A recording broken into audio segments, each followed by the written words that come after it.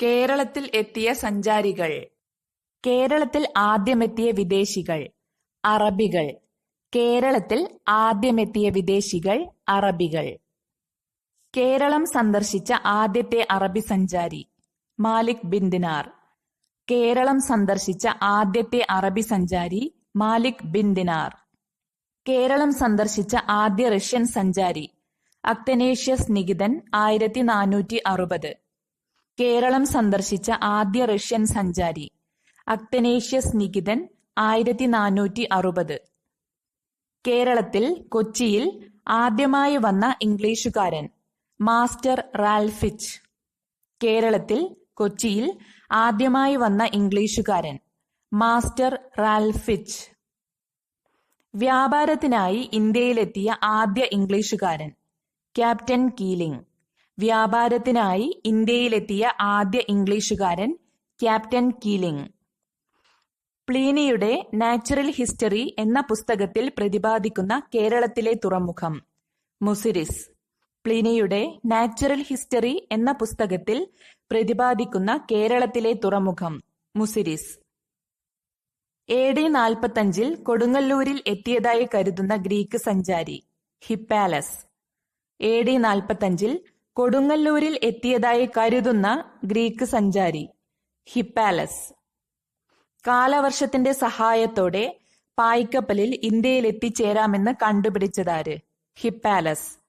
കാലവർഷത്തിന്റെ സഹായത്തോടെ പായ്ക്കപ്പലിൽ ഇന്ത്യയിൽ എത്തിച്ചേരാമെന്ന് കണ്ടുപിടിച്ചതാര്? ഹിപ്പാലസ്. കേരളത്തിലേക്ക് ചെങ്കടലിൽ കൂടിയുള്ള എളുപ്പവഴി കണ്ടെത്തിയത് ഹിപ്പാലസ്. കേരളത്തിലേക്ക് ചെങ്കടലിൽ കൂടിയുള്ള എളുപ്പവഴി കണ്ടെത്തിയത് ഹിപ്പാലസ്. മൺസൂൺ കാറ്റിന്റെ ദിശ കണ്ടുപിടിച്ച നാവികൻ ഹിപ്പാലസ്.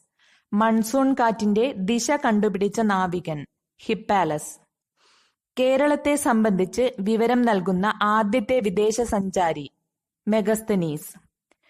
കേരളത്തെ സംബന്ധിച്ച് വിവരം നൽകുന്ന ആദ്യത്തെ വിദേശ സഞ്ചാരി മെഗസ്തനീസ്. കേരളത്തെ ചേർമേ എന്നു പരാമർശിച്ചിരിക്കുന്ന ഗ്രന്ഥം ഇന്ത്യക്ക. കേരളത്തെ ചേർമേ എന്നു പരാമർശിച്ചിരിക്കുന്ന ഗ്രന്ഥം ഇന്ത്യക്ക. ഇന്ത്യക്ക എന്ന ഗ്രന്ഥത്തിന്റെ കർത്താവ് മെഗസ്തനീസ്. ഇന്ത്യക്ക എന്ന ഗ്രന്ഥത്തിന്റെ കർത്താവ് മെഗസ്തനീസ്. ഏത് വിദേശികളുമായുള്ള വാണിജ്യത്തിന്റെ ഫലമാണ് കളിമൺ പാത്ര നിർമ്മാണ വിദ്യ കേരളത്തിൽ തുടങ്ങിയത്? ചൈന. ഏത് വിദേശികളുമായുള്ള വാണിജ്യത്തിന്റെ ഫലമാണ് കളിമൺ പാത്ര നിർമ്മാണ വിദ്യ കേരളത്തിൽ തുടങ്ങിയത്? ചൈന. ചൈനക്കാരുടെ കേരളത്തിലെ പ്രധാന വാണിജ്യ കേന്ദ്രം കൊല്ലം. ചൈനക്കാരുടെ കേരളത്തിലെ പ്രധാന വാണിജ്യ കേന്ദ്രം കൊല്ലം. കേരളത്തെക്കുറിച്ച് വിവരണം നൽകിയ അറബികളിൽ പ്രമുഖൻ സുലൈമാൻ. കേരളത്തെക്കുറിച്ച് വിവരണം നൽകിയ അറബികളിൽ പ്രമുഖൻ സുലൈമാൻ. താണു രവിവർമ്മയുടെ കാലത്ത് കേരളം സന്ദർശിച്ച അറബി സഞ്ചാരി സുലൈമാൻ. AD 851. താണു രവിവർമ്മയുടെ കാലത്ത് കേരളം സന്ദർശിച്ച അറബി സഞ്ചാരി സുലൈമാൻ. AD 851. 1443-44 കാലഘട്ടത്തിൽ കേരളം സന്ദർശിച്ച പേർഷ്യൻ സഞ്ചാരി അബ്ദുൾ റസാഖ്. 1443-44 കാലഘട്ടത്തിൽ കേരളം സന്ദർശിച്ച പേർഷ്യൻ സഞ്ചാരി അബ്ദുൾ റസാഖ്. കേരളത്തിലെ സമുദ്രതീര നഗരങ്ങളെക്കുറിച്ചും ജനങ്ങളുടെ ജീവിത സമ്പ്രദായത്തെക്കുറിച്ചും വിവരിച്ച വിദേശികൾ ഇദ്രീസി യാക്കൂബ്. കേരളത്തിലെ സമുദ്രതീര നഗരങ്ങളെക്കുറിച്ചും ജനങ്ങളുടെ ജീവിത സമ്പ്രദായത്തെക്കുറിച്ചും വിവരിച്ച വിദേശികൾ ഇദ്രീസി യാക്കൂബ്. 3000 BC കേരളവുമായി വ്യാപാര ബന്ധത്തിലേർപ്പെട്ടിരുന്ന പ്രാചീന സംസ്കാരം സിന്ധു നദീതട സംസ്കാരം. 3000 BC കേരളവുമായി വ്യാപാര ബന്ധത്തിലേർപ്പെട്ടിരുന്ന പ്രാചീന സംസ്കാരം സിന്ധു നദീതട സംസ്കാരം. പ്രാചീന കേരളവുമായി വ്യാപാരബന്ധം നിലനിന്നിരുന്ന പ്രമുഖ രാജ്യങ്ങൾ ഇസ്രയേൽ, അറേബ്യ, റോം. പ്രാചീന കേരളവുമായി വ്യാപാരബന്ധം നിലനിന്നിരുന്ന പ്രമുഖ രാജ്യങ്ങൾ ഇസ്രയേൽ, അറേബ്യ, റോം. പ്രാചീന കേരളത്തിലെ തുറമുഖങ്ങൾ മുസിരിസ്, നെൽക്കിൻഡ, ബറഖെ, തിണ്ടിസ്. പ്രാചീന കേരളത്തിലെ തുറമുഖങ്ങൾ മുസിരിസ്, നെൽക്കിൻഡ, ബറഖെ, തിണ്ടിസ്. പ്രാചീന കേരളത്തിലെ ഏറ്റവും പ്രമുഖ തുറമുഖം മുസിരിസ്. പ്രാചീന കേരളത്തിലെ ഏറ്റവും പ്രമുഖ തുറമുഖം മുസിരിസ്. ക്രിസ്തുമത പ്രചാരകരും യഹൂദന്മാരും ആദ്യമായി വന്നിറങ്ങിയ സ്ഥലം മുസിരിസ്. ക്രിസ്തുമത പ്രചാരകരും യഹൂദന്മാരും ആദ്യമായി വന്നിറങ്ങിയ സ്ഥലം മുസിരിസ്. സഞ്ചാരികളിലെ രാജകുമാരൻ എന്നറിയപ്പെടുന്നത് മാർക്കോ പോളോ. സഞ്ചാരികളിലെ രാജകുമാരൻ എന്നറിയപ്പെടുന്നത് മാർക്കോ പോളോ. തീർത്ഥാടകരിലെ രാജകുമാരൻ എന്നറിയപ്പെടുന്നത് ഹുയാൻസാങ്. തീർത്ഥാടകരിലെ രാജകുമാരൻ എന്നറിയപ്പെടുന്നത് ഹുയാൻസാങ്. ഏറ്റവും കൂടുതൽ പ്രാവശ്യം കേരളം സന്ദർശിച്ചിട്ടുള്ള വിദേശ സഞ്ചാരി ഇബ്നു ബത്തൂത്ത. മൊറോക്കൻ സഞ്ചാരി 6 തവണ സന്ദർശിച്ചിട്ടുണ്ട്. ഏറ്റവും കൂടുതൽ പ്രാവശ്യം കേരളം സന്ദർശിച്ചിട്ടുള്ള വിദേശ സഞ്ചാരി ഇബ്നു ബത്തൂത്ത. മൊറോക്കൻ സഞ്ചാരി 6 തവണ സന്ദർശിച്ചിട്ടുണ്ട്. ഹുയാൻസാങ് കേരളം സന്ദർശിച്ച വർഷം AD 630. ഹുയാൻസാങ് കേരളം സന്ദർശിച്ച വർഷം AD 630. കോസ്മാസ് ഇൻഡിക്കോ പ്ലീസ്റ്റസ് രചിച്ച പ്രശസ്ത ഗ്രന്ഥമാണ് ടോപ്പോഗ്രഫിയ ഇൻഡിക്ക ക്രിസ്ത്യാന. കോസ്മാസ് ഇൻഡിക്കോ പ്ലീസ്റ്റസ് രചിച്ച പ്രശസ്ത ഗ്രന്ഥമാണ് ടോപ്പോഗ്രഫിയ ഇൻഡിക്ക ക്രിസ്ത്യാന. കേരളത്തിലെ മരുമക്കത്തായത്തെക്കുറിച്ച് ആദ്യ സൂചന നൽകിയ വിദേശി ഫ്രയർ ജോർദാനസ്. കേരളത്തിലെ മരുമക്കത്തായത്തെക്കുറിച്ച് ആദ്യ സൂചന നൽകിയ വിദേശി ഫ്രയർ ജോർദാനസ്. കേരളത്തിലെ ക്രിസ്തുമതത്തെക്കുറിച്ച് തെളിവു നൽകിയ ആദ്യത്തെ വിദേശ സഞ്ചാരി കോസ്മാസ് ഇൻഡിക്കോ പ്ലീസ്റ്റസ്. കേരളത്തിലെ ക്രിസ്തുമതത്തെക്കുറിച്ച് തെളിവു നൽകിയ ആദ്യത്തെ വിദേശ സഞ്ചാരി കോസ്മാസ് ഇൻഡിക്കോ പ്ലീസ്റ്റസ്. ഫ്രയർ ജോർദാനസിന്റെ പ്രസിദ്ധമായ കൃതി മിറാബിലിയ ഡിസ്ക്രിപ്ഷ്യ. ഫ്രയർ ജോർദാനസിന്റെ പ്രസിദ്ധമായ കൃതി മിറാബിലിയ ഡിസ്ക്രിപ്ഷ്യ. താവോ ഇ ചിലി എന്ന ഗ്രന്ഥത്തിന്റെ കർത്താവ് വാങ് തായുൻ, ചൈനീസ് സഞ്ചാരി.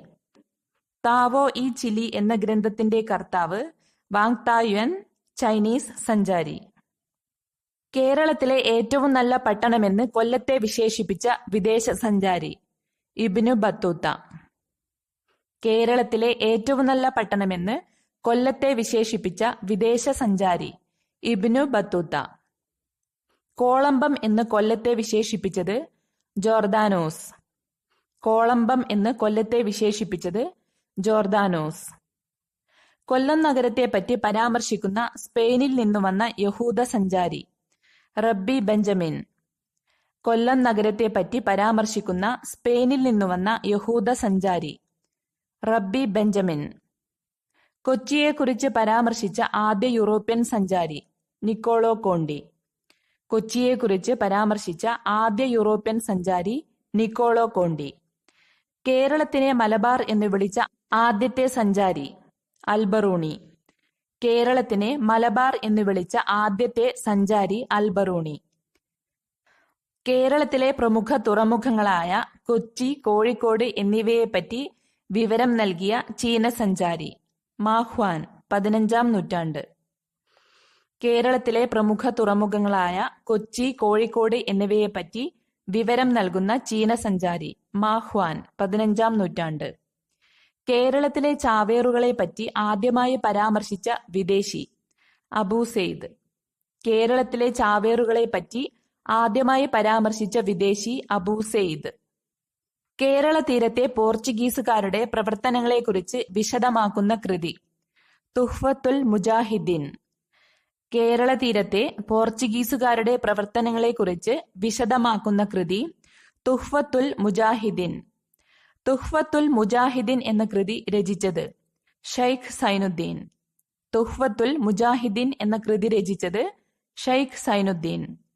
പോർച്ചുഗീസുകാർക്കെതിരെ യുദ്ധം ചെയ്യാൻ മുസ്ലിങ്ങളോട് ആഹ്വാനം ചെയ്യുന്ന കൃതി തുഹ്ഫത്തുൽ മുജാഹിദീൻ.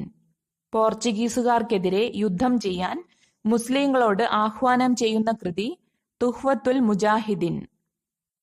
ദേവനാരായണന്മാർ എവിടത്തെ ഭരണാധികാരികളായിരുന്നു? ചെമ്പകശ്ശേരി. ദേവനാരായണന്മാർ എവിടത്തെ ഭരണാധികാരികളായിരുന്നു? ചെമ്പകശ്ശേരി. തെക്കുംകൂർ, വടക്കുംകൂർ നാട്ടുരാജ്യങ്ങൾ വിഭജിക്കുന്നതിനു മുൻപ് അറിയപ്പെട്ടിരുന്നത് വെമ്പൊലിനാട്. തെക്കുംകൂർ വടക്കുംകൂർ നാട്ടുരാജ്യങ്ങൾ വിഭജിക്കുന്നതിനു മുൻപ് അറിയപ്പെട്ടിരുന്നത് വെമ്പലി നാട്. യൂറോപ്യൻ രേഖകളിൽ പപ്പനീട്ടി എന്നറിയപ്പെട്ടിരുന്നത് ഐരൂർ. തെക്ക് കൊടുങ്ങല്ലൂരിനും വടക്ക് ചേറ്റുവായ്ക്കും ഇടയ്ക്കുള്ള ഒരു ചെറിയ നാടായിരുന്നു ഐരൂർ. യൂറോപ്യൻ രേഖകളിൽ പപ്പനീട്ടി എന്നറിയപ്പെട്ടിരുന്നത് ഐരൂർ. തെക്ക് കൊടുങ്ങല്ലൂരിനും വടക്ക് ചേറ്റുവായ്ക്കും ഇടയ്ക്കുള്ള ഒരു ചെറിയ നാടായിരുന്നു ഐരൂർ. യൂറോപ്യൻ രേഖകളിൽ പപ്പുകോവിൽ എന്നറിയപ്പെട്ടിരുന്നത് പരപ്പനാട്. യൂറോപ്യൻ രേഖകളിൽ പപ്പുകോവിൽ എന്നറിയപ്പെട്ടിരുന്നത് പരപ്പനാട്. സംസ്കൃത രേഖകളിൽ വല്ലഭശോഭിനി എന്നറിയപ്പെട്ടിരുന്നത് വള്ളുവനാട്. സംസ്കൃത രേഖകളിൽ വല്ലഭശോഭിനി എന്നറിയപ്പെട്ടിരുന്നത് വള്ളുവനാട്.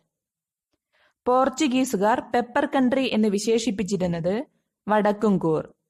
പോർച്ചുഗീസുകാർ പെപ്പർ കൺട്രി എന്ന് വിശേഷിപ്പിച്ചിരുന്നത് വടക്കുംകൂർ.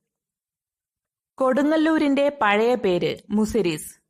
കൊടുങ്ങല്ലൂരിന്റെ പഴയ പേര് മുസിരിസ്. നീണ്ടകരയുടെ പഴയ പേര് നെൽക്കിണ്ട. നീണ്ടകരയുടെ പഴയ പേര് നെൽക്കിണ്ട. പൊന്നാനിയുടെ പഴയ പേര് തിണ്ടേസ്. പൊന്നാനിയുടെ പഴയ പേര് തിണ്ടേസ്. പുറക്കാടിന്റെ പഴയ പേര് പോർക്ക. പുറക്കാടിന്റെ പഴയ പേര് പോർക്ക. തളിപ്പറമ്പിന്റെ പഴയ പേര് പെരുംചെല്ലൂർ. തളിപ്പറമ്പിന്റെ പഴയ പേര് പെരുംചെല്ലൂർ. ഇടപ്പള്ളിയുടെ പഴയ പേര് റിപ്പോളിൻ. ഇടപ്പള്ളിയുടെ പഴയ പേര് റിപ്പോളിൻ. വർക്കലയുടെ പഴയ പേര് ബലിത. വർക്കലയുടെ പഴയ പേര് ബലിത. കരുനാഗപ്പള്ളിയുടെ പഴയ പേര് മാർത്ത. കരുനാഗപ്പള്ളിയുടെ പഴയ പേര് മാർത്ത. കാർത്തികപ്പള്ളിയുടെ പഴയ പേര് ബെറ്റിമനി. കാർത്തികപ്പള്ളിയുടെ പഴയ പേര് ബെറ്റിമനി. കോട്ടയ്ക്കലിന്റെ പഴയ പേര് വെങ്കിടക്കോട്ട. കോട്ടയ്ക്കലിന്റെ പഴയ പേര് വെങ്കിടക്കോട്ട. കൊച്ചിയുടെ പഴയ പേര് ഗോശ്രീ. കൊച്ചിയുടെ പഴയ പേര് ഗോശ്രീ. Thank you.